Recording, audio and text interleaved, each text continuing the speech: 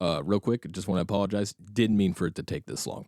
So today's challenge is Final Fantasy VII Crisis Core on hard mode, without the DMW. For those unfamiliar with the game, the DMW is short for Digital Mind Wave, a gameplay set representation of our protagonist Zack's thoughts that can fluctuate with his emotions. His connections to others are represented as slots in a slot machine. The DMW does a lot for Zack. It is the only way for him to receive buffs, summons, limit breaks, materia leveling, and leveling up Zack. So on top of doing everything short of a blood type change in combat, we will also be unable to level up as well. So this run will both start and end at our starting level, level 6, with the added spice that this run will be on hard mode, a mode where we take a later boss like Sephiroth and give him 4 times more HP, or some bosses that are more susceptible to things like gravity or stop no longer are. For anybody completely unfamiliar with Final Fantasy is a staple RPG game series where each numbered installment has its own separate world and cast of characters. Final Fantasy VII's world is a post-industrial sci-fi setting. In this world, an electrical company, Shinra, ironically, the power provider, is also the government in power, based out of a city named Midgar, as their reach continues to expand across the world. The power they provide comes from drilling into the planet, harvesting it, and processing it into what they call Mako energy, or Mako energy, depending on how you like to read it. The life stream is a flow of spiritual energy that gives life to everything on the planet. The other side of that coin is that all life returns to the life stream when it passes. So in other words, you're using your late Gam soul to recharge your iPhone. You might be thinking, well, that's bad, or we're gonna stop them from doing that, right? Well, actually, no. We are going to be a wage slave for them instead. That's the next game. Final Fantasy VII Crisis Core is a prequel to the events of Final Fantasy VII. So instead of playing as Cloud, our protagonist is Zack Fair, a second-class soldier aspiring to be first class under the mentorship of first class Angeal Hewley. The game starts on a very familiar train ride for those who've played the original Final Fantasy VII, but it's all fake. I don't want to shoot nobody. They're just robots, Morty. It's okay to shoot them. They're robots. Shut up! Glenn's bleeding to death! Someone call his wife and children! They're not robots, Rick! It's a figure of speech, Morty! They're bureaucrats! I don't respect them! This is a VR mission. Nothing is real, including this part where the DMW gave me an Endure buff and an Octaslash that I did not use in order to fight this monster-shaped pinata. After having generative AI Sephiroth show his face, the simulation is now over, and then the no DMW run can actually start. How is that possible?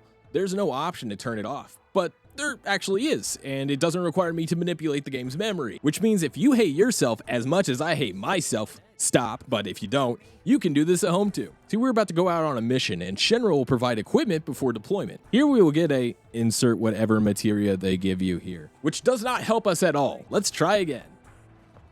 Hey, there's a limit to the free stuff you get, you know? Let's try again. There's Let's try. So only in this portion of the game you're allowed to do this. This will not work later. If you try taking another materia from the dispenser 20 times, Kunsel, I don't know, Bazinga, will give you an item called the Cursed Ring, a very handy accessory to speedrunners that they use in an early game, as it gives plus 10% to HP, MP, and AP, then plus 10 to Strength, Vitality, Magic, Spirit, and Luck. But all these stats come at a cost. As long as you keep this ring equipped, you will be in Cursed status. Cursed status shuts down the DMW completely, so no summons like Shiva or Ifrit, no limit breaks from our connections with characters like Sephiroth or Angeal, no random buff procs for recovery or abilities like Endure, no leveling up materia to master it for better effectiveness, and no leveling up Zack from here on out. Our first mission is to locate MIA soldier First Class Sega Genesis, who was last seen deep in Wutai territory, a nation that Shinra is currently at war with. Under Angeal's recommendation that we be promoted to First Class, we gotta show what we're made of after getting over our gambling addiction. We really aren't gonna have much resistance here opposed to a regular playthrough, since we are actually better off than most people who start the game normally with our plus 10 on everything. So we listen to Angeal lecture us about dumb apples and honor or some shit, and infiltrate the Wutai base. We Beyblade our way through until we reach the heart of Fort Tamblin,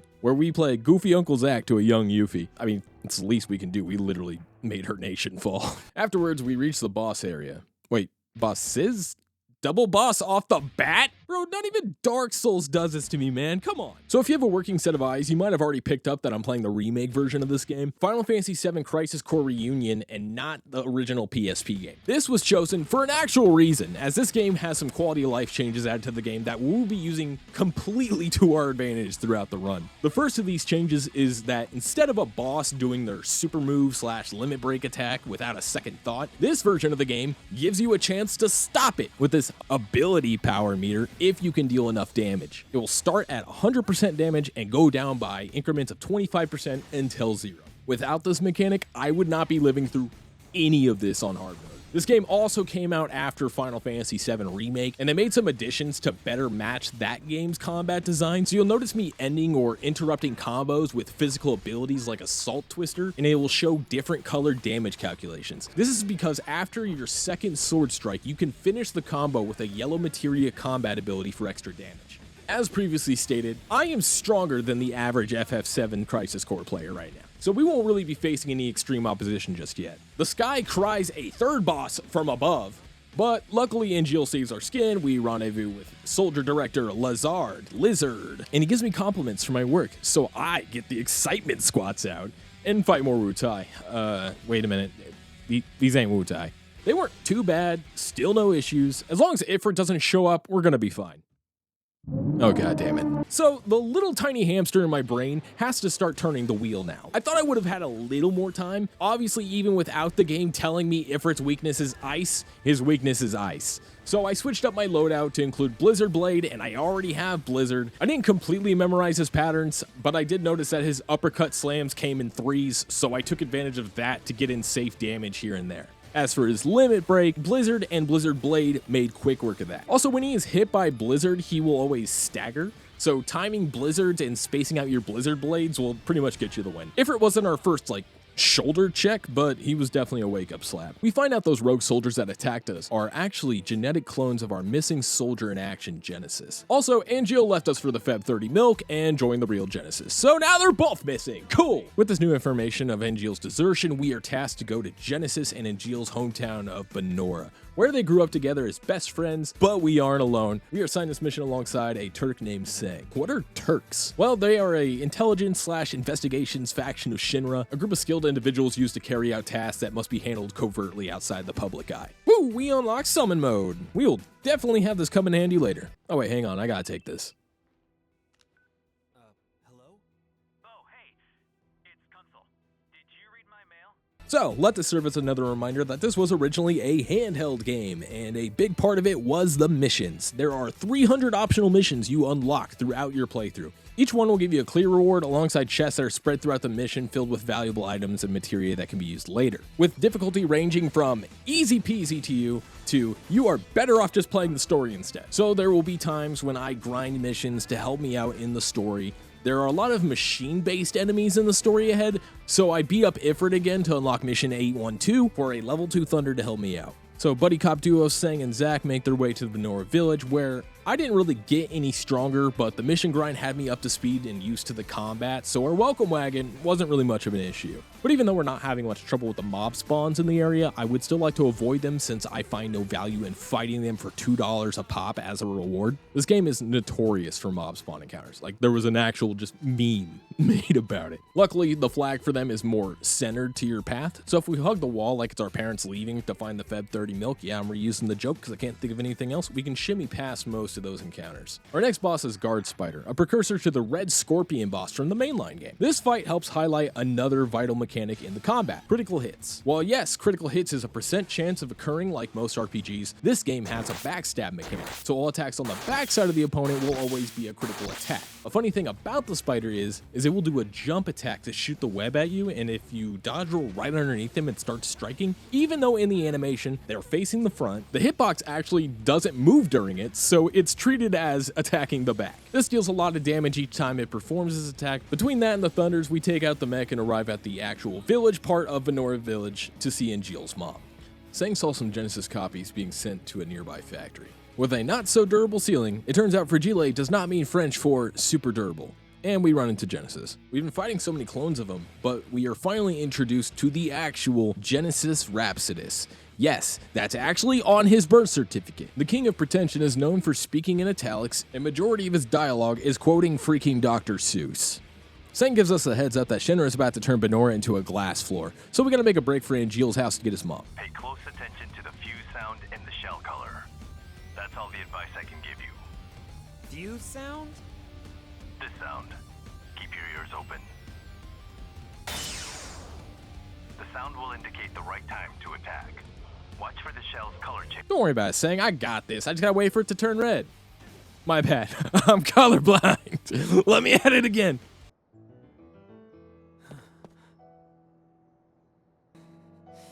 What the hell did you do, Angeal?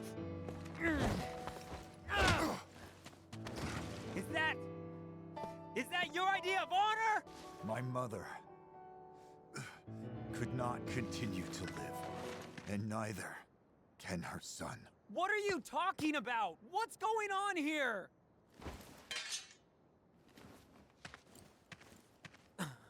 Angeal! Angeal!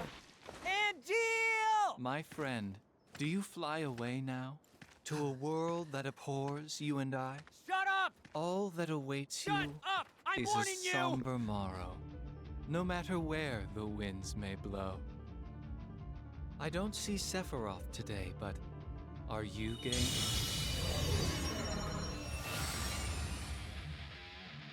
So if Ifrit was a wake-up slap for me, Bahamut was me half awake checking my phone to see 37 missed calls from Bahamut. The gears needed to turn a bit more in my brain yoke. So Bahamut will have 4 attack methods in this fight. A dive bomb strike from above, thunderbolting you from a distance. Right foot, let's stop. And its limit break mega flare. The dive bomb is a one-shotter for me. I was paying attention to when the shadow would appear on the ground to dodge, but the timing is weird, so if I did that, I would still get hit. Instead, I used the fighter jet sound effect that plays as my cue to dodge. The lightning bolts feel random, but have a forgiving dodge window. And if you just pay attention to Bahamut while you're attacking it, you'll notice the stomps pretty easily. The Mega Flare also one-shots us even at 50% power, so we will need to break that as soon as we see it. After a couple tries, I got into the rhythm, I took Bahamut out with little issue, and then Benora blows up. Blows up?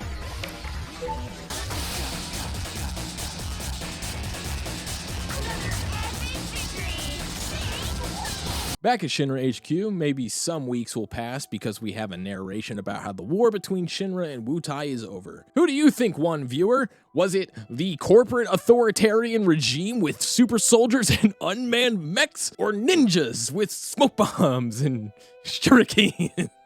Kagenobushi. Well, my money was on the ninjas, and I suck at gambling. Between the soldier shortage and the desertion of 2 first-class operatives, 2 freaking Michael Jordans walking out, we unfortunately got important at work and were promoted to first class. This isn't just a story element, actually. This is also a gameplay element as well. For becoming first class, we get a black turtleneck, 2 additional materia slots, combat completion bonuses to restore HP, AP, and MP, and the materia fusion menu becomes available to us. What's so special about materia fusion? You can take 2 materias and meld them together into a new materia, potentially making it stronger than the lesser 2 fusion materials. How do we use this to our advantage? We don't, at least for now. To quote my notes when I unlock this, I am too dumb to use this right now, but I'm sure this will be my lifeline later. Before progressing the plot, I wanted to explore Shinra and the immediate town area surrounding it. Talking to the people around here can unlock more missions and little side quests for you to play through, like the security officer with a complex about how Shinra doesn't need soldier. You know what, random security officer? You got this. Go fight FF God for me then, since you're so tough. So throughout this storyline, you best him as he repeatedly gets bigger and bigger Roombas to throw at you until you've bested the biggest one. Pride of a defender of Midgar. But perhaps it's equally important to accept reality and face facts. Security, soldier, what's the difference? We both want to protect Midgar. We share that. Quit your blathering. Typical soldier arrogance. You don't need to point out to me what's obvious from the beginning. It's never too late, unnamed security guard NPC. We can go back to the village together. The training room is currently hence. Entry is strictly prohibited. But I, being the coward that I am, cannot muster the courage to enforce this prohibition. Thus, whether to enter or not will be up to you and your conscience. What? Anyway, we are under attack. Sound the alarms. Drop the blast shields over the One Piece collection. They are attacking the front door. Aw, shucks. Looks like the Roombas win this time. Wait! So something I didn't know before this run is that the Shinra building, at any time that you can access it, there is a lady, a very nice lady, who will give you a free potion for soldier units. This experimental potion is actually free auto life status without having to use a Phoenix Down. We will be abusing this to high heaven any chance we get because Phoenix Downs are actually very hard to come by in this game. They aren't sold at shops, but instead only in select chests and can only be reliably gathered from 2 challenging missions that are very post-game. They are harder than anything in the mainline story. So that option is not on the table for us. The plan is to use these free auto lives whenever we can and only use Phoenix Down for auto life if we absolutely need to. We run out to Midgard to help the citizens from the attack, but it looks like the Turks already got this handled. Moving forward, we fight Genesis. Sorry, I meant Greaser. Watch out for his combo attack. No, like really, watch out for his combo attack. It will inflict stun status, which would really be the only way he's actually going to be able to get a kill on us, which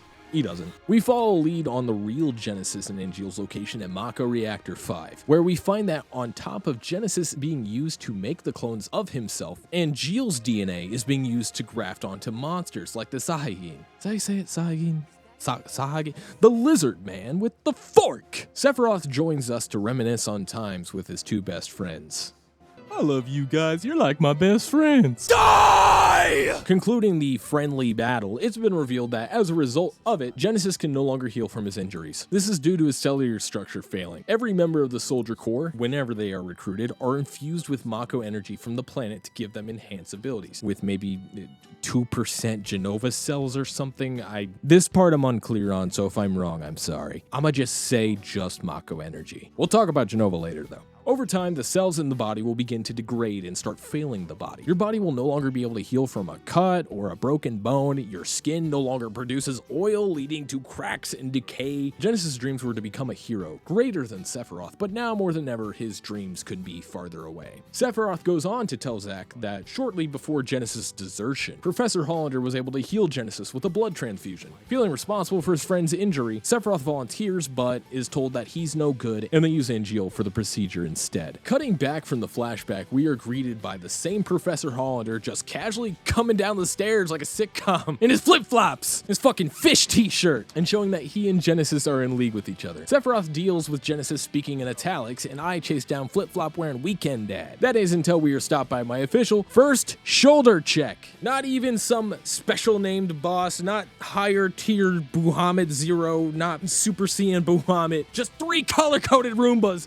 that I was underprepared for. So it is time to bust out a new trick to help even the odds a little. I don't know the actual term for this. I don't even know if there is a term for this, but I like to refer to it as break storage. Usually in the game, the DMW has the chance to give you over health, over AP, over MP, usually whenever you get a limit break. This will put those stats into a break status, allowing you to have more health than you actually have. While we don't have the DMW, we can still recreate that break status. If you go to the save point, equip something like an Iron Bangle for more health, for example, unpause your game so it takes effect, then pause your game and remove it, your current health will stay that same increased health. Your current max health will still technically be the same, but just as a break status. Something to note is that you can't completely break this olive branch in half with abuse. It will only allow you up to 2 times whatever your set's current max is. So for example, you can create up to 5 preset loadouts in this game. So I dedicate 3 slots for maximum AP, MP, and HP builds, then switch over to my main set. Unfortunately, if I had the proper equipment, that does not mean I will get ×2 HP, MP, and AP across the board, since as I previously stated, it will cap at 2 times your current cap. So let's say I have my regular combat set with a max of, let's just say 700 HP, 80 MP, and 80 AP, a max HP set of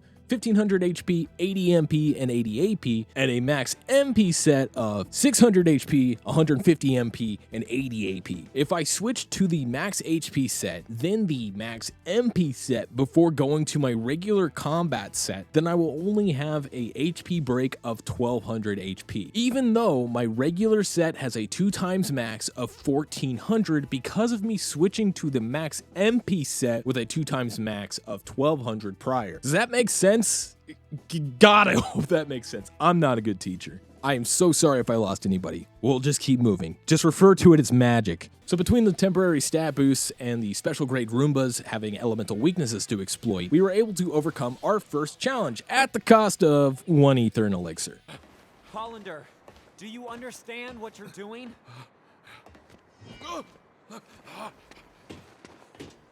Working for Hollander now? What is it you're after? World domination. That's not even funny, man. Ah! Ah!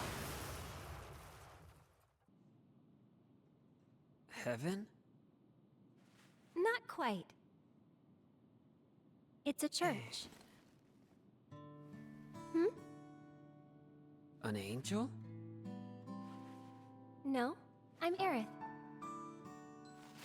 God, this is so cute. I hope nothing bad ever happens to these two. We temporarily disassociate from our new friend Aerith to complete mission 721, during which we receive the item fusion tome, and add on to our materia fusion process to give it bonus stats to our result materia. Unfortunately, according to the notes, I continue not to take 2 seconds to understand materia fusion and push it off till later. I recognize it's probably convenient, but I like to suffer. This also unlocks mission 722, which gives us the keychain item for an additional accessory slot, which is huge for us because accessory slots are the only way we're getting any form of stat increase so far. With it, I increase my vitality stat by 80 with a pair of Shinra alphas. That way, even with my tiny health bar, my chances of survivability are exponentially higher against the more common physical attacks of enemies. I'll take you. Where?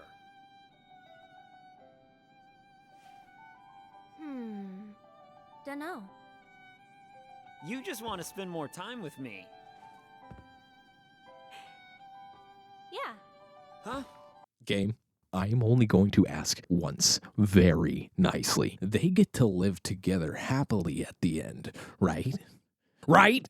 Game! While hanging out with Aerith, a kid ran off with my wallet, so after dealing with 3 full of shit shopkeepers and a kid that conned me out of 3 potions and my left kidney, Aerith body blocks the thief so we get our wallet back and then steal his wallet back from some monsters for him. Since we are a good sport about everything, the kid gives us the steal materia. And I won't go into it this second, but this is the greatest gift anyone has ever given me. I failed to mention this earlier, but since the game wants to remind me, there is another mission, 725, that will give us the backpack item to unlock our 4th and final accessory slot. I didn't want to talk about it earlier because 724 has been a not so good time, as my dad would put it, but I'm not my dad. This mission is fucking barnacles. 2 gargoyles resistant to physical attacks, spamming magic at me, and a Deathclaw was not a good time. My strategy for this mission was to equip the Thunder Armlet to nullify the thunder attacks and be on the alert for Fire Agas. With an immense amount of blind luck and switching on my usual Unga Bunga melee strategy to spamming my own magic, I finally won, giving us that sweet 4th accessory slot, and what better item to put on than a 3rd Shinra Alpha to get our vitality up to 148, cause man, I hate dying from common attacks if I can help it. After spending some time with Aerith, we get a call from Director Lazard that Shinra is under attack from Genesis again. Jeez, do you guys at least get paid for overtime? We run into Angeal, who is now on our side again. He has come to pick us up, like literally pick us up. Actual uppies for us the rest of the way back to Shinra HQ. The target of this attack is Professor Hojo, at Hollander's command out of jealousy over Hojo's current position in the science department. Angeal orders us to guard Hojo while he and Sephiroth deal with the opposition around the building. Don't worry, Professor, I'm here for your protection. I'm just securing the room. Genesis shows up on cue as it was foretold in the scrolls, and of course, it wouldn't be a Genesis appearance without another summon fight, Bahamut Fury. Bahamut Fury was easy to learn and handle for most of his attack patterns, but a a new hurdle was introduced. We are now officially too weak to deal with bosses. I can chip away at a boss's health and could win the long game, but I cannot stop their limit break, no matter how hard I try. This is because limit break power meters are not a hit number based or work off of their own separate system. They are HP based, and my damage output isn't big enough to even get it down to 75% power. I also didn't have our free auto life active, so it would cost me at least one Phoenix down to win, if not two if he throws out another. I had a feeling I would need every single Phoenix down I could for the late game with them being so sparse in the game. Magic build isn't exactly an option for me either, since they are resistant to the primary magic types fire, ice, and thunder, as well as all other magic types like stop, poison, gravity, silence, a gun, death. I need everything. I needed to get stronger.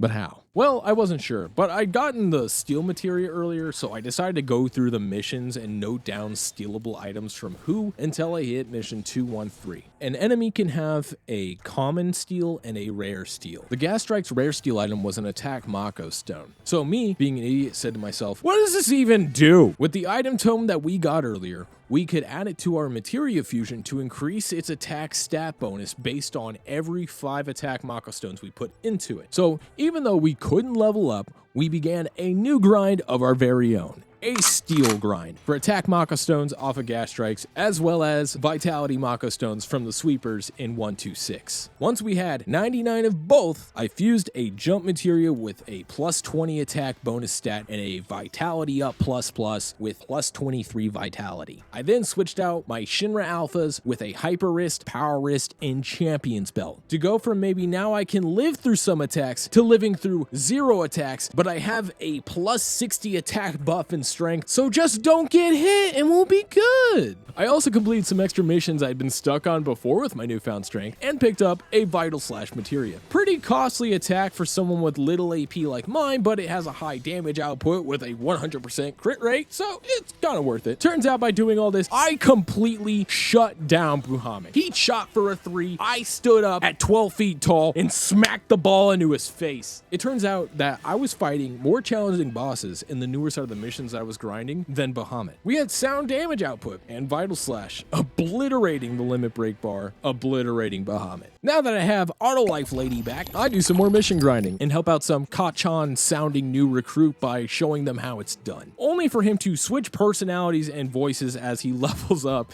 and keeps suckering us into doing missions for him. It's actually hilarious. I love this side quest. It was worth noting. I don't even know if it was just him or if he was switching with other members of Soldier. I put my love for squats on display with a squat off at every level of command in the army. I picked up a second curse ring. You can't double disable the DMW, so I see as a free plus 10 to all my stats. And Gilles comes by to snitch on Hollander and Genesis, letting us know that they are currently in Medeo High, and that Lazard will soon send a chopper to pick us up and head there. We try to see Aerith before we go, but she's not actually home. Luckily, Buddy Cop Sang is here to pick us up and start the mission in Medeo High.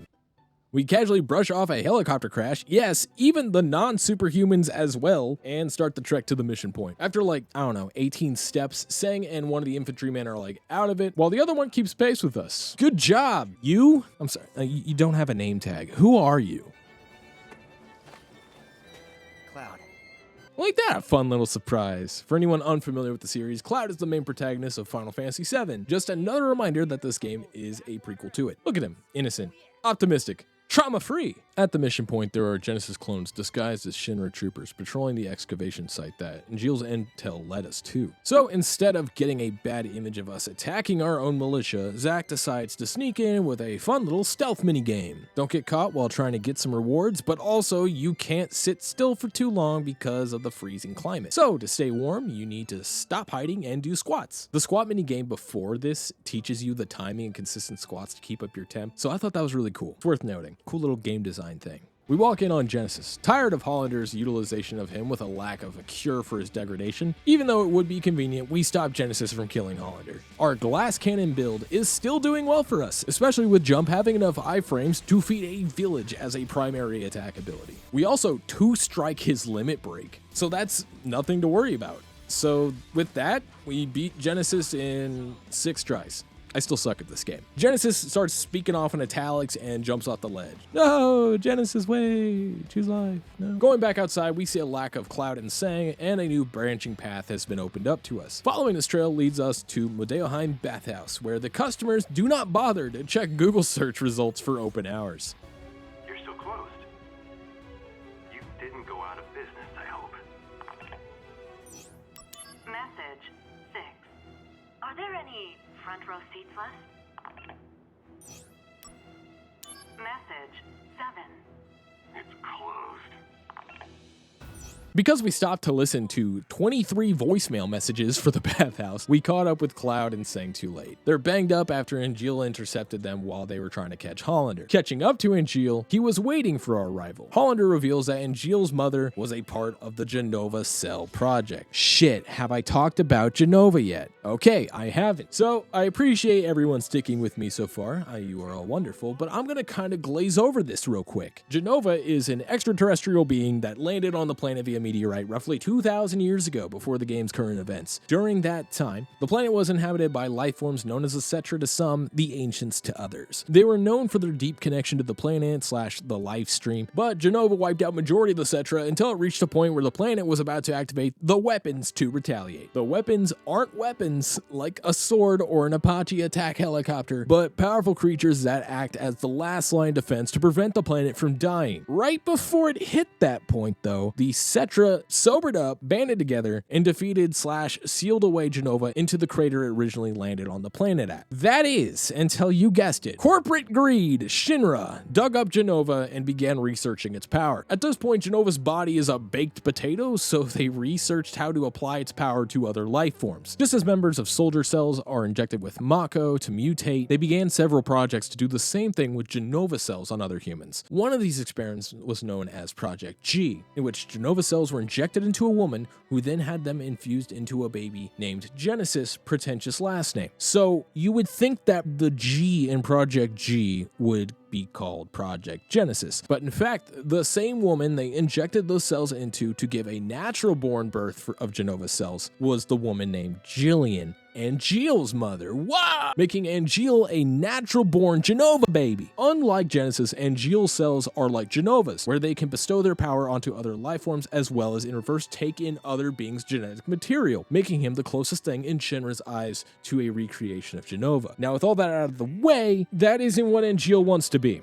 He doesn't want to be a monster. He wants to live and die with the honor he holds up so high intact. So the way he sees it, there's only one move left here: to die by his own pupil's hand in combat. Or at least that's my understanding of the motivations for this fight. Obviously, killing Angeal is the last thing Zack would ever want to do, so he absorbs the genetics of all nearby monsters to become an amalgamation of them, losing all control over his sense of self, forcing Zack's hand. So this is the result of a couple hours of homework. Angeal will start this fight with a physical barrier, significantly reducing my attacks, and with attacks that can easily take me out if I'm not careful. This was the highest hurdle to jump so far. Not even abusing the jump materia would get me past it. I tried to go for a magic build instead, but my damage output was less, believe it or not. So magic really isn't in the cards for me at this point in the run. A high MP cost to do the same amount of damage as my glass cannon build just isn't worth it. We could do another 99 steel attack stone grind for another plus 20 attack to help even the odds, but honestly, I really didn't want to. It was boring as hell. And I am not a grind for stuff to feel good kind of guy, so we needed to get good. And no, that doesn't mean just being built differently or getting angry and mashing buttons harder. That's just not how it works. We need to understand how this boss thinks, how it was programmed to act and react, so we can know its actions from a mile away and continuously cause damage until it dies. So instead of focusing on the damage, let's notice what he does. He starts with a barrier, does a 2-hit combo with his trident, uses Wings of Pride, charges, 2-hit combo, 2-hit combo, whoops I died, but that's okay. Let's see what he does on attempt number 2.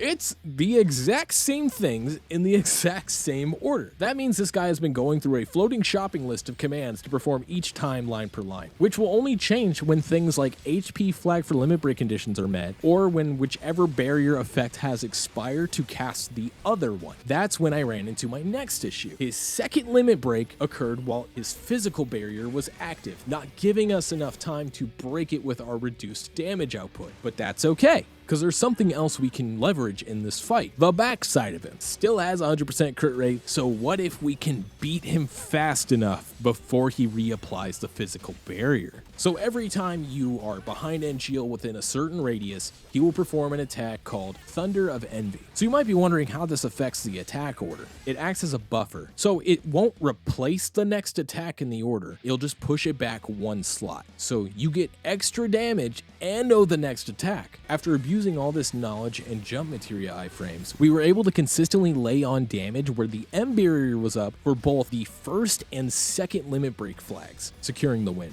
And in Gilles' final moments, he takes the Buster Sword, the symbol of his honor and dreams, and passes it to Zack, telling him to always protect his dreams and honor. This makes Zack experience great grief, processing the death of his former mentor through the most well-known stages of grief: sorrow, change your hair, and walk away in Windows Movie Maker slow-mo. I always thought that this was actually a time skip as a kid, but the change in hair was a symbol of Zack's resolve and shift in attitude and demeanor. He wanted to serve as a leading role model of hope and honor and inspire all current and future members of Soldier. But underneath the surface, he was beginning to question the point of fighting as a member of Soldier. Because of that and the arrest of Hollander, we were forced to use vacation time and enjoy R&R. Until the brand new Scuba Steve Genesis copies show up on the beach to interrupt, but honestly they were pretty easy. After returning to work at Junon, we are under attack from more Genesis copies. Where do these things even come from anymore? He died, clearly. He fell down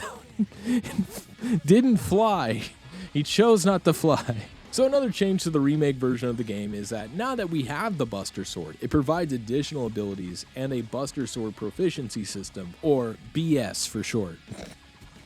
I'm 5. Including at the cost of 10 AP, this stance that is very similar to Punisher mode from Final Fantasy VII Remake, which reduces incoming damage by a large percentage and can perform a strong attack. We also gain new abilities based on the proficiency percentage, with the starter abilities Necrosmos and Enhanced Guard. Necrosmos will give you small MP and AP restoration from defeating enemies while in combat, and Enhanced Guard gives us an 80% reduction of damage from blocking attacks. Huge. After Hollander was finally put behind bars, he is immediately let back out and escapes thanks to the aid of the Genesis Copies attack, as well as some hijacked top-of-the-line Shinra weapons from R&D, including a prototype model of the Guard Scorpion from the beginning of Final Fantasy VII. Yeah, we remember that guy. It's him. It's the guy. This one wasn't too bad. It kept spamming EM field for some reason, which is an AoE around itself. So as long as you aren't greedy and you look out for this search scope attack, you're good. If you do get locked on by the search scope, though, it will initiate its limit break, so be on the lookout for that.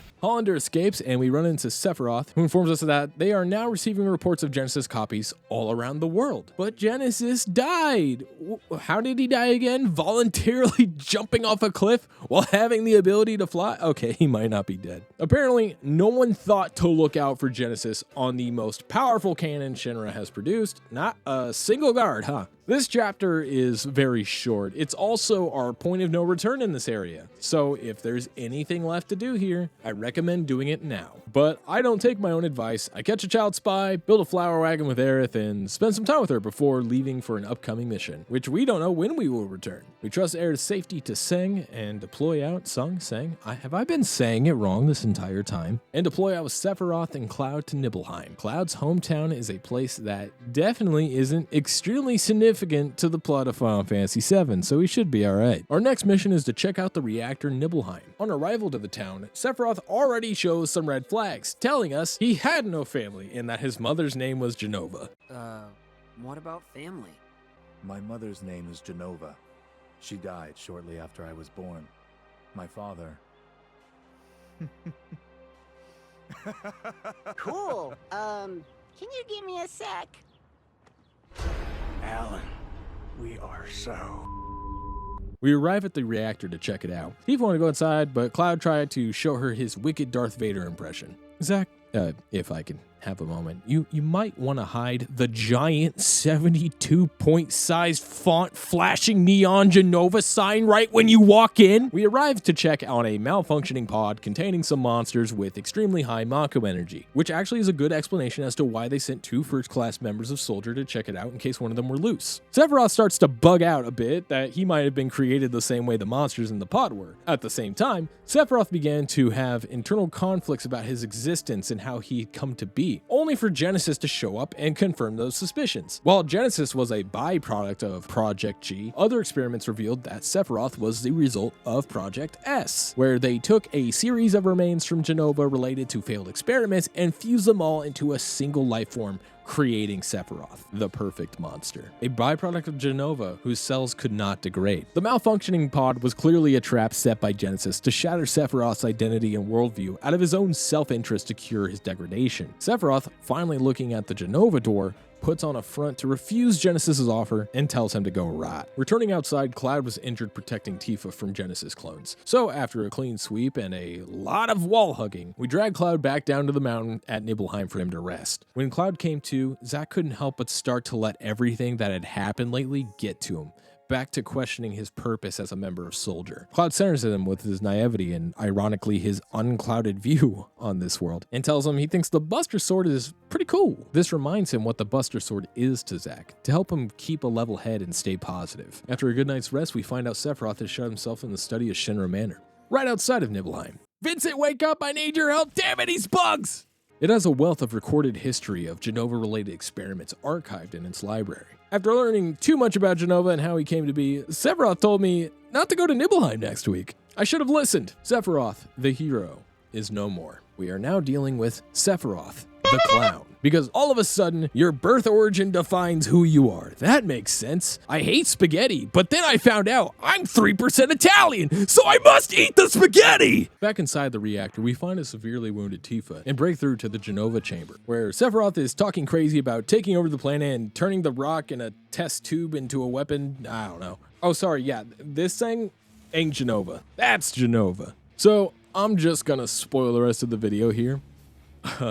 This was the most brutal fight for me. To give you a peek behind the curtain real quick, I record my playthroughs in parts, and everything I'm about to cover accounts for 25% of my gameplay footage, which doesn't seem like a significant number, so let me put it in another way. It took me 10 hours to beat this guy. So after failing hard on my first couple of attempts, it was clear that I needed to start treating this like I did with Angeal. What are the patterns? The tells? When the limit break / changes in combat behavior happen? Well, Sephiroth doesn't have a clear-cut order like Angeal did. Maybe it's because he wasn't a boss monster, but a humanoid one. But that doesn't mean there aren't still ways to tell what he's going to do. It's imperative that we do because I am wet toilet paper at this point. A retaliatory slash with no clear tells or wind up from him makes most of it, if not all of my HP, go bye-bye, even with barrier active. So the way I have this broken up is I like to refer to Sephiroth's HP from 100 to 70% as phase 1. In phase 1, only if you are far away, Sephiroth will teleport. When he plans to teleport, he either takes 0 steps or 3 steps before teleporting. If he takes more than 3 steps, then he intends to attack you with either his 2-hit, 4-hit, or his draw slash. The draw slash is easy to react to. The other two, not so much. When he's walking towards you, not teleporting, and between steps 4 through 9, you want to engage him by dodging into him. If it's a 2-hit, you'll have already dodged it and can start laying in hits. If it's a 4-hit, dodge roll a second time immediately to avoid getting hit and start striking after he slams the ground on the 4th hit. If it is a draw slash, you need to be ready to dodge the second his hand touches the hilt of his blade and get in more damage. This is what I found as the only reliable and safe ways to deal damage. Repeat this until he drops to 85% health, at which point it will trigger his first Octa Slash limit break. Try as I might though, I couldn't stop it. This was an unavoidable death wall with my current stats and setup. Even getting it down to 75% power wasn't in the cards for me. So I went back to missions to try and figure something out, lost my free auto life I had active to a fucking Roomba. That's when I decided to do a new grind. As previously stated in this version of the game, they added a Buster Sword proficiency mechanic, and we get some bonuses for upping it, like surpassing the 9,999 damage cap if we do an attack that's from our Punisher stance. So if I do the attack stone grind again to increase our attack from plus 20 to the material bonus cap of plus 40, alongside removing the damage cap, maybe it'll be the boost we need to overcome the first limit break. So after a long BS proficiency grind to 23% proficiency, like this website said, I don't have it. What the fuck? So turns out this is not a measurement to unlock anything, because I got it up to 30% and still didn't get a damn thing. So the damage limit break perks is only unlocked after defeating 100 enemies with 9,999 damage as the final attack. Shout out to the livestream.net. They have the accurate information. Fuck whatever this was. It was like the first result I got. After grinding an early mission, we got that unlocked. Only to, an extra 2,000 to 3,000 a strike. Yep, that's not what I was hoping for. Wait, I forgot about the Mako Stone grind. We got our Vitality plus from plus 23 to plus 39, and our attack from plus 20 to plus 39. While this isn't really a significant change, it still is a change that will not get me as far as I want it. You know what? It's been a while, but what if we go from Ultimate Sword to Ultimate Shield? We acquired 2 Shinra Betas for plus 60 Vitality each instead of plus 40 with the Shinra Alphas, landing us at a grand total of 227 Vitality. With the physical defense build, we live through a 75% Octaslash. We get through Sephiroth's first phase and bring him down to below 70% health. Welcome to Phase 2, which I define as his health being between the ranges of 70% to 35%. The first thing he will do is cast Heartless Angel on you and put you down to 1 HP. And summon 2 of these Materia support crystals, a red one for Firaga and a blue one for Blizzaga. And while we can tank some of Sephiroth's hits, we can't even dip our pinky toe into any of their attacks. We are toast. While Blizzaga is easy to dodge, it occasionally sneaks up on me when I'm not paying attention, while Firaga is the real threat. Sephiroth will stop teleporting this phase onward and primarily use Draw Slash if you continue to keep your distance while trying to deal with the support materia, which seems to be an impossible task to deal with when we are doing the thinnest of chip damage to them, since they have barrier up to reduce our attacks. You can attack with opposing magic against them for damage, but it doesn't really do a whole lot for our build, and we can't get to this point without doing the tank build. Well, luckily, there is something else out there that could maybe help us with this. Another Buster Sword related ability we can unlock is Barrier Piercing. If we enter the Punisher stance, any attack out of it will ignore the physical barrier for damage calculation. The unlock requirement for this one is to hit an enemy with a strong attack with barrier active 100 times. Barrier on the enemy, not us, if that was not clear. After a grind on demons in mission 634, we unlocked it, and it's not that big of an improvement. I guess the Materia Stones have a good vitality stat to soak physical damage. So if we can't rely on magic damage, and even if we get past their barriers, physical damage is getting us nowhere. Then what option is left? Just get good? Nah. If we go back to our mission grind, mission 444 gives us a clear reward of Gill Toss. And Gill Toss deals neither physical nor non-physical damage. So by that description, that should mean its damage completely ignores the enemy's soak. The kicker about Gill Toss, though, is that the damage it's based on is a percentage of your current total Gill, while also removing a certain percentage from it. I am not exactly moneybags at the moment, but I also didn't want to grind fights for Gill, so we opened up the shop and sold a laundry list of my inventory for a grand total of 425,950 Gill. It'd be higher if I could sell materia, but unfortunately we can't. Going back in, I died. It's an attack that leaves you pretty open, but it does do considerable damage to the materia, so everything feels a lot more possible now. Although it turns out that defeating the mana crystals will trigger him to repeat the phase by summoning another 2 anyways. So in a way, I feel like I'm constantly wasting my gil for too short of a time to deal damage to unhindered Sephiroth. While I was playing around with his HP values to determine when his flags were, I found out that these mana crystals actually run out of MP, making this less hectic than it needs to be. So I focus the deadlier fire materia and run around until the blizzard materia runs out of MP, leaving Sephiroth open to fight. But be on the lookout, because while it may be out of MP, its melee strike option is a magic based one and will one-shot you if you are not paying attention. This will cruise us right into the final phase, phase 3. HP ranges from 35% to, you guessed it, 0, where Sephiroth will throw out another Heartless Angel, and this time will summon 4 mana crystals at once. Red Firaga, blue Blizzaga, yellow Thundaga, and green for support-based magic like barriers and Cura. Something also of note about the green one specifically, I was on an attempt. I decided to use a Phoenix down in case I slipped dodging the Triaga assault, and I died, only for my auto life not to proc. That was strange. I reviewed the footage and saw this little green bastard will cast Dispel on you, which doesn't just remove your barrier like I thought, but also removes your auto life status since it technically is a status effect. So we take out red, yellow, and green. The reason I don't leave green to run out of MP is that it is free health and buffs to Sephiroth. I would rather dodge Blizzaga for a little bit instead. Just keep looking out for his dodge slash timings, and remember the dodge timings for his 2 and 4 hit combos, and you'll beat Sephiroth. I have been chosen to rule this planet. Fight 1.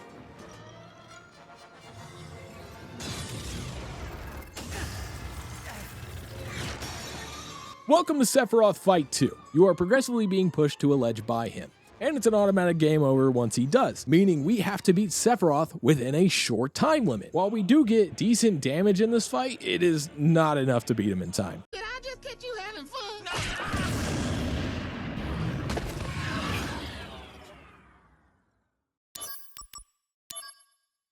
So it is time to abuse yet another new mechanic introduced in Crisis Core Reunion, an actual game over screen. Yes, it's a feature! That's right, in the original, when you died, you didn't get a game over screen. You would just get ejected back to the main menu. During Reunion, you are brought to a game over screen that lets you retry the fight immediately, or guys, prepare and retry, allowing you to switch your loadout and try again. So we go back to our original glass cannon build to deal with Sephiroth in Fight 2 very easily, only for ludonarrative dissonance to infamously come into play by us losing against Sephiroth. Luckily, Cloud sneaks up to Sephiroth and impales him with the Buster Sword, that thing that is like 2 feet wide. Ain't no way he's living through that. I guess being an alien test tube baby comes in handy. Enraged by Tifa's state, Cloud charges in a second time against Sephiroth, only to get impaled by his not 2 foot wide sword. Through sheer force of will, Cloud picks up Sephiroth by his own sword, currently going through a lung, and yucks him against the wall. Lore explanation for this?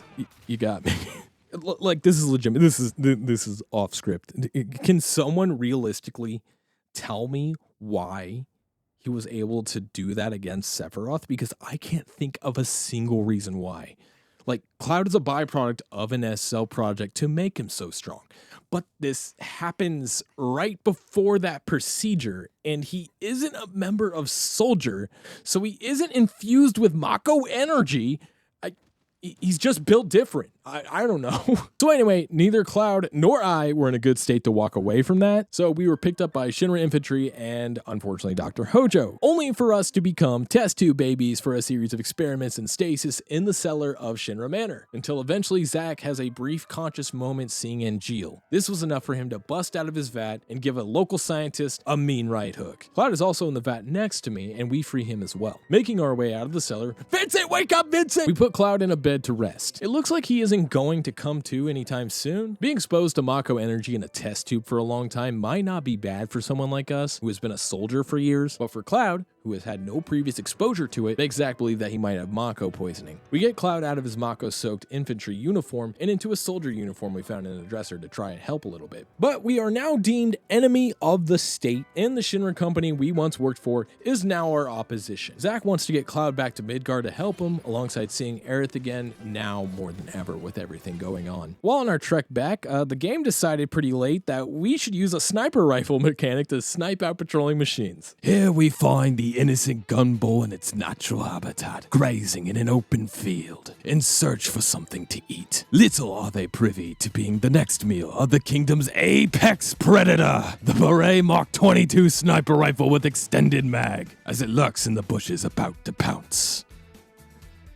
Majestic. We work our way back to the beach where our Cisne senses go off. She has been sent on behalf of the Turks and Shinra to detain Zack, but luckily she has a heart and reports that she lost us and gave us keys to a motorcycle so we could work our way back to Midgard faster. Genesis cuts us off without using his blinker and informs us that we were a Genova test subject, with the intentions to recreate the Project S-type cells. One of the Genesis clones tries eating my hair to see if it'll stop the degradation, but instead it powers him up into some monster, and a monster it is. This boss's name is G Eliminator, and this thing has better stats than Sephiroth. But since I worked my way through chapter 9 and wasn't getting past its limit break, I started loosening my grip on my Phoenix Downs and used 2 of them to get past the fight, leaving us with 8 left. Our next stop? Me? Gungaga! Since it's on our way back, Zack made a pit stop at Gungaga to try and see if he could check up on his parents, because he hasn't seen them since joining Shinra, and wasn't sure if he'd ever get another chance. Is this a dumb idea? Being a high-level fugitive on the run? Wouldn't this be the first place they'd look? Correct! They already did, and decided they weren't going to leave anybody behind to patrol. Except for Cisne, who again lets us know that our parents are doing fine and they are safe, which is good enough for us to keep moving. Or that's what I would say if a degraded Genesis and Professor Hollander didn't show up. Turns out Hollander was left in a dying state by Genesis, so he infused himself with the cells from Project G to survive. Now he just has a little chicken wing on him. He explains the results of Hojo's experimentation on him. While Zack does contain S cells within him similar to Sephiroth, his body had already undergone mutation from the previous infusions of Mako energy as a soldier for years. The S cells within his body actually have no effect on it. But if there were, say, the same series of experiments done on someone whose cells didn't have previous mutations from Mako, then they would serve the same purpose as Sephiroth. So their actual target is Cloud. For reasons I won't understand, Genesis didn't join Hollander in retrieving Cloud, but left behind some copies to back him up. And Jill swoops in to defend Cloud from the copies while we fight with Hollander. The only threatening thing at his disposal is his breath.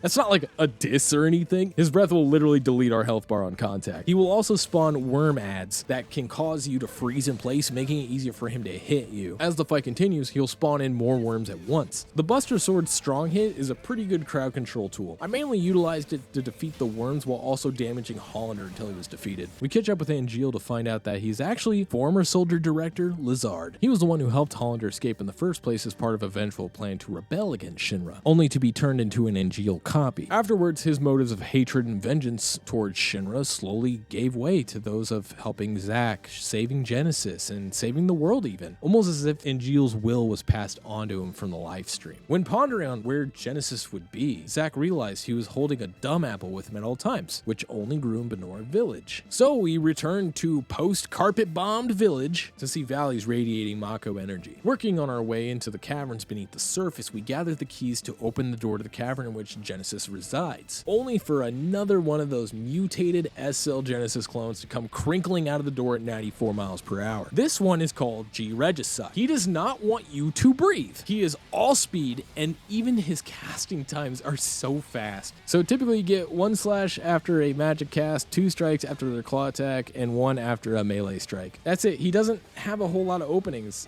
And I've seen gravity work on him in speedruns, but not on hard mode. His first limit break trigger is once you get past 70% health, and his second is at 30%. Glass Cannon build doesn't look like it's gonna cut it, but also at the same time, our hefty Vitality build can't live through it either, so our only option is to use more Phoenix Downs or find a way to break it. There is a move called Costly Punch. It's supposed to be a good offensive move, like a really good one that costs a percentage of HP. We can get it from an end game mission 954, but that would be harder than the main story, even if that mission was available to us. So our only option for obtaining it is to fuse with Goblin Punch and Rush Assault. I already have the Rush Assault materia, but Goblin Punch is a clear reward from mission 454, which is way more challenging than the already hard Wutai missions I'm currently going through. Luckily, the boss of mission 444 has Goblin Punch as a rare steal item. So one quick snag later, we fuse a costly punch, only for it to be utterly worthless for us as its damage output, like Guild Toss, is determined by our current HP. Goblin Punch is similar and ignores physical and magical defense, and yeah, it's way more beefy in damage in comparison for my situation. And if we time it right, there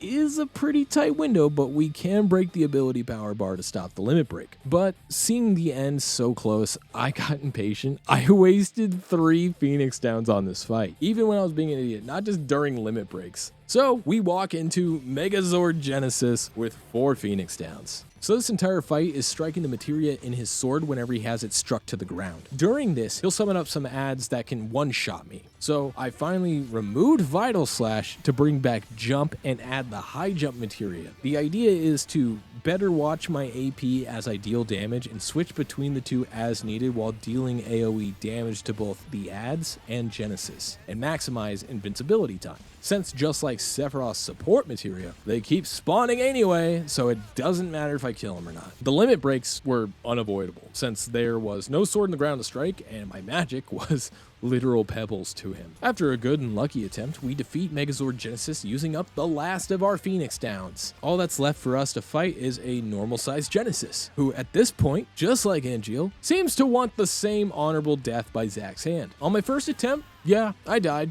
but I knew this was completely doable without having any Phoenix Downs left. If you sit still at the start of the fight, he will take like an awkward jitter step, immediately run behind him, and do 2 Punisher Stance Goblin Punches for a free 100,000 damage to start the fight off with. Then, with a lot of his attacks, if you wait for one of the last moments to dodge by using Jump or High Jump, you should stall in the air long enough that he will start running away, and you land hitting his backside for guaranteed criticals. You'll want to jump on his homing shot and his magic sword attacks. For this 2 and 4 hit combo, I am a very big fan of the Senator Armstrong method to counter them by going into Punisher Stance, because Punisher Stance can absorb a good amount of damage. Then once he is done with his attack, he is counter hit with a Goblin Punch. I got like 40 elixirs anyways, so might as well use them to refill my HP and AP every chance I get. His limit break bars are also extremely easy to break with Goblin Punch. This fight was much more manageable than the last because I felt much more in control rather than repeatedly jumping and praying until I won. So after repeatedly decking Genesis in the dome, we finish off the final boss of the game. We carry Genesis out of the depths and return to Cloud and Lizard. Lizard's on his last leg after defending Cloud from Shinra forces. He had the aid of a remnant Angeal dog monster that we've seen previously that I didn't talk about.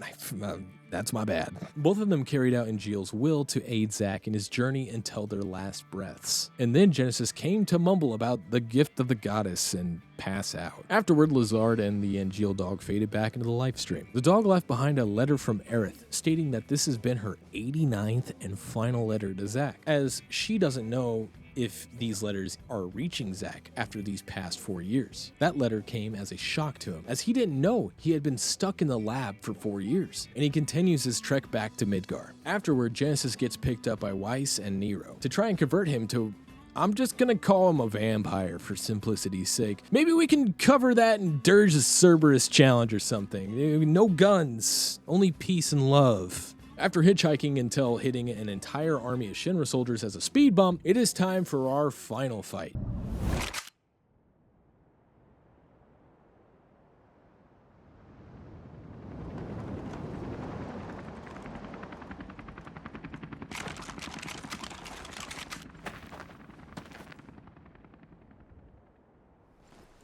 Boy, oh boy. The price of freedom is steep.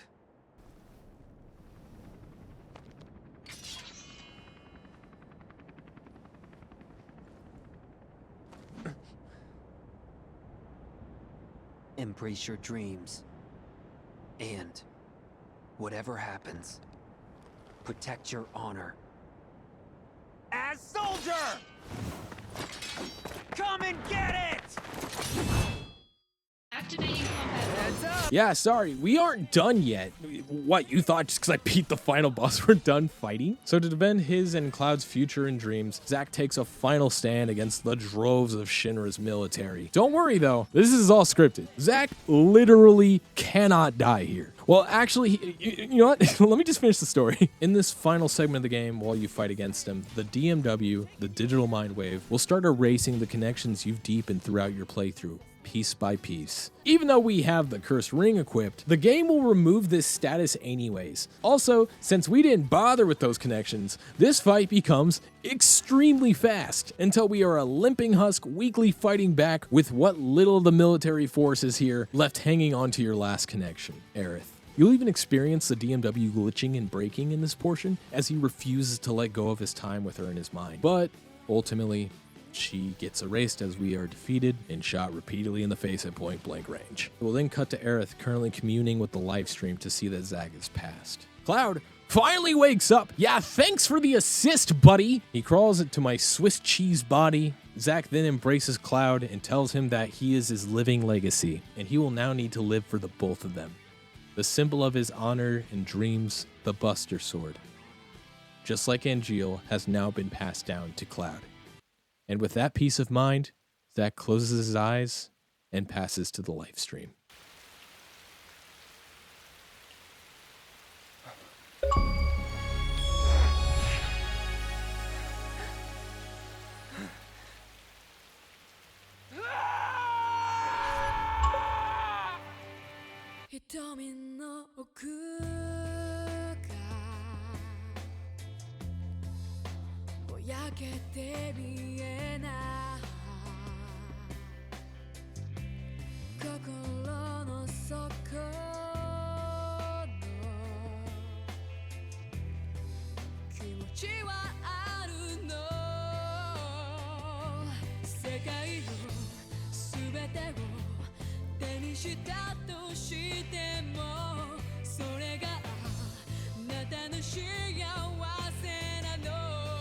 Embrace your dreams. If you want to be a hero, you need to have dreams. Thank you.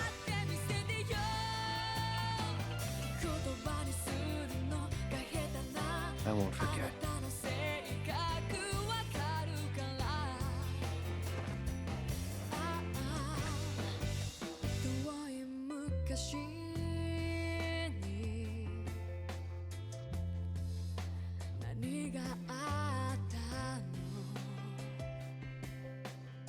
Good night.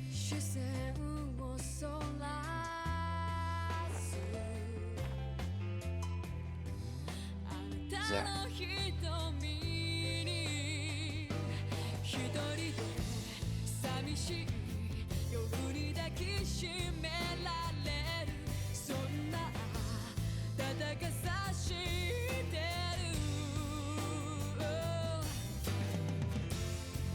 That girl. She said that the sky frightened her.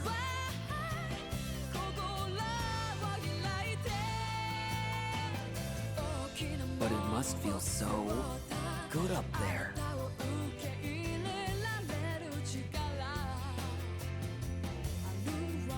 Those wings. I want them too.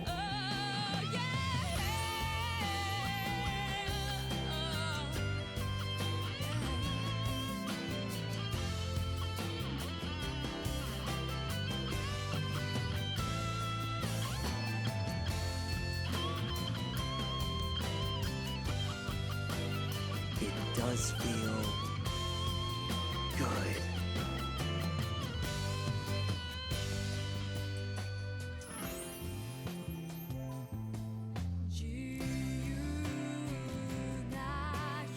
If you see Aerith, say hi for me.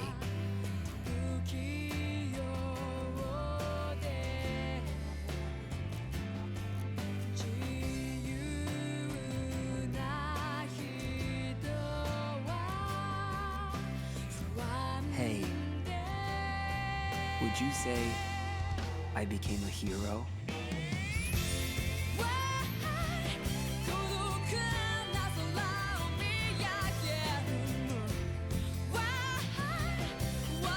Are you still here? Well, that was it. Go home. Well, you probably are home. Go watch somebody else. I'll be back in another 4 months. No, I appreciate everyone who's watched the previous Kingdom Hearts video and is still here. I hope that you guys enjoyed this one just as much. To expand on the beginning, I completely fell out for a couple months. I worked hard on this, and this is me just... Honestly, this is like... Most of the work's already done. I just came here to like voice, to narrate the words of myself from like 4 months ago. I appreciate everyone that's still stuck with me this far.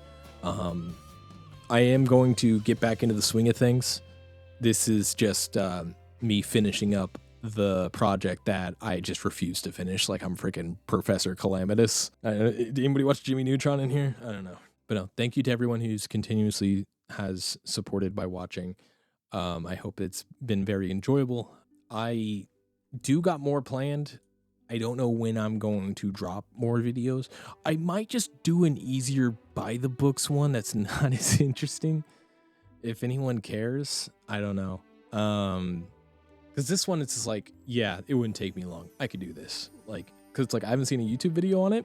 I've seen YouTube videos kind of in the same scope, but not one for this specifically. I'm like, just to cross it off the list and have some fun, maybe. Just a short little one. Like, fucking like 15 minutes. I don't know. I don't even know if this is all going to be in the video, but if it is, hi. This is, or I should say bye. We'll catch you guys in the next one.